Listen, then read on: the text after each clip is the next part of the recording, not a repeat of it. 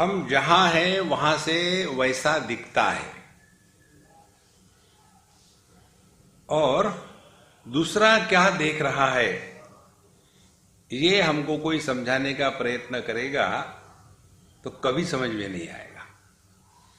उदाहरण के लिए एक बार, बहुत पुरानी बात है, एक सज्जन हमको अपने घर ले गए अंधेरी में, बंबई में, और वहां उन दिनों में नई नई बिल्डिंगें बनना शुरू हो गई थी, कोई 20-22 मंजिल बिल्डिंग। तो वो उस बिल्डिंग के साथ जुड़े हुए थे। हमको कहा कि स्वामी जी आप ऊपर से देखो, इतना सुंदर दृश्य दिखता है। तो मैं भी बेवकूफ़ के जैसा ऊपर चला गया, और ऊपर जाने के बाद फोन था। फिर कहते स्वामी जी कैसे दिख रहा है? तो मैंने कहा देखो, आदमी लोग जो है वो चींटी के जैसे दिख रहे हैं। तो उसने कहा अरे बाप रे, अच्छा हो गया मैं वहां नहीं गया, मुझे तो आदमी आदमी के जैसा दिखना चाहिए। अब मेरे कहने का तात्पर्य क्या था?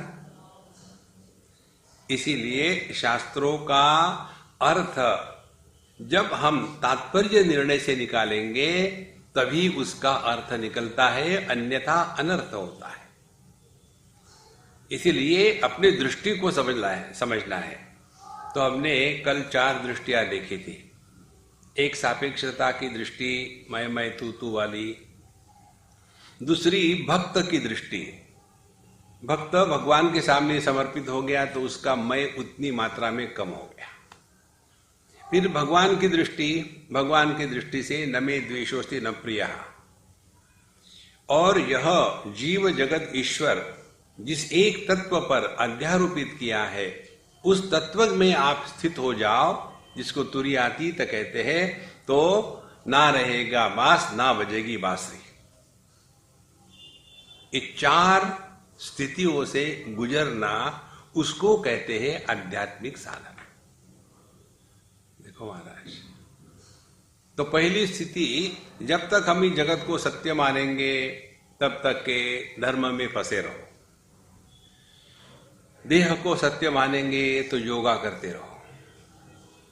भगवान को अपने से अन्य मान करके अपनी इच्छा को पूरा करने का एक और साधन भगवान की उपासना, तो आप उसमें फंसे रहो और थोड़ा चिंतन करने लग जाओ, तब पता चलेगा ये सब उसी के लिए है जिनके दृष्टि में दोष आ गया है।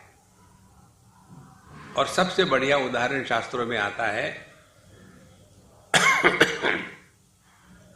विश्वम दर्पण दृश्यमान नगरी तुल्यम निजांतर्गतम पश्यन्नात्मनि मायया बहिरिवोद्भूतम यथा निद्रया यस्साक्षात् कुरुते प्रबोध समये स्वात्मानमेवाद्वयम् तस्मै श्री गुरुमूर्तये नमः इदं श्री दक्षिणामूर्तये। ये जगत यदि हम इस दृष्टि से अभ्यास करें, देखो अभ्यास किसका, ये हमने बहुत अभ्यास किया इसलिए आपको बता रहे। अभ्यास ये है कि दर्पण के सामने खड़े हो जाओ। अरे इतना सिंपल अभ्यास, रोज हम यही करते हैं, तो कुछ करते ही नहीं।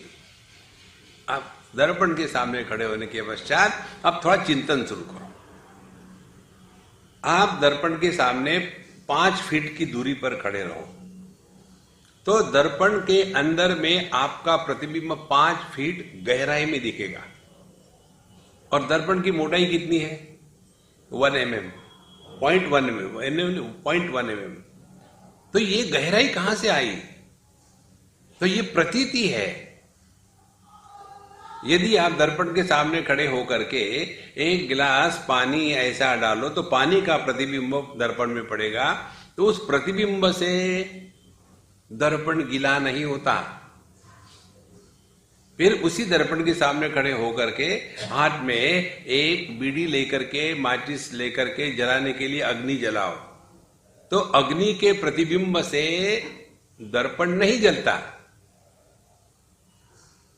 देखो, तो ये सब क्या है?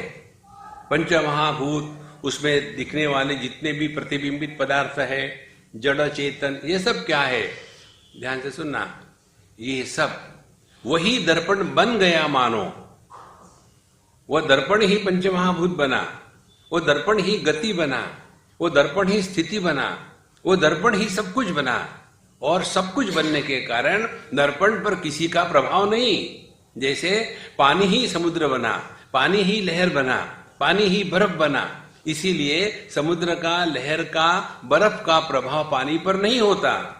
यस्मिन् सर्वाणि भूतानि आत्मा एव अभूत विजानतः तत्र को मोह कशोकः एकत्वम् अनुपश्यतः। जब ये बात गले उतरती है कि सब कुछ मैं से ही प्रारंभ होता है, यदि मैं नहीं तो मेरी पत्नी नहीं, मैं नहीं तो मेरा देश नहीं, मैं नहीं तो मेरा गुरु नहीं, मैं नहीं तो मेरा चेला नहीं, मैं नहीं तो मेरा इष्ट नहीं, सबका आधार ये मैं है। वेदैश्च सर्वै अहम एव वेद्यः। इस मैं को पहचानना है। इस मैं में निष्ठा प्राप्त करने के लिए भगवान श्री रामचंद्र जी को वशिष्ठ जी उपदेश कर रहे हैं। देखो महाराज,